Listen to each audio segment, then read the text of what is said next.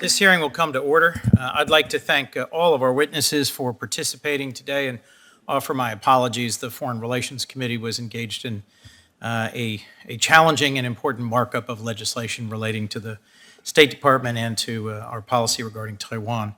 And I want to specifically thank Ranking Member Sass and his staff for working with us on a constructive, consensual basis around putting together this hearing, the agenda, and the witnesses. This is a critical topic, and I'm looking forward to a productive conversation today. We're going to explore how American citizens' private personal data are being accessed, collected, and used by our foreign adversaries.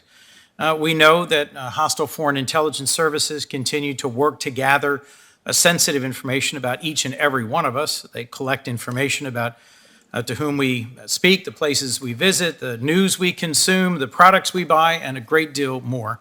And they do this because the insights buried in that data can be used against us. It can be used to either pressure or blackmail people in positions of responsibility and power with access to critical national security information. It can be used to gain strategic insights into social or economic trends. It can be used to sharpen, refine misinformation or disinformation, campaigns that other nations have engaged in to sow discord and to weaken our democracy. There's no shortage of ways foreign adversaries can gather and compile this sensitive personal information.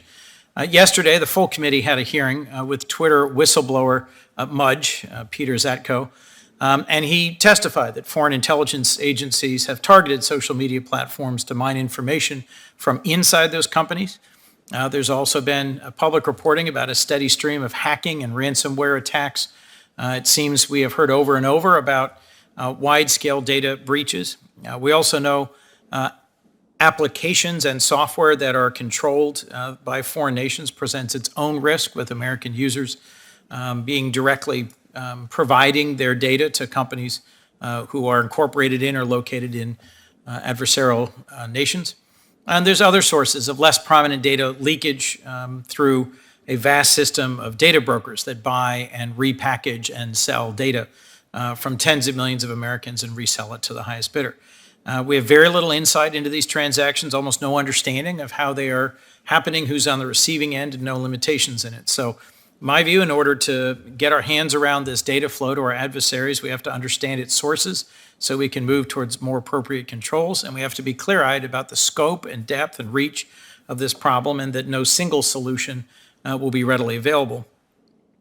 We have to approach this holistically and not just simply as a nation play whack-a-mole every time there is a new emergent app or device or avenue for data leakage. So we also have to respect our core values, our democratic values, and make sure that we're serving our nation's competitive interests. So Congress should consider how any proposed intervention will also impact fundamental freedoms, freedom of speech and association, and the free flow of data that benefits our country and our companies. So there's no shortage of potential solutions.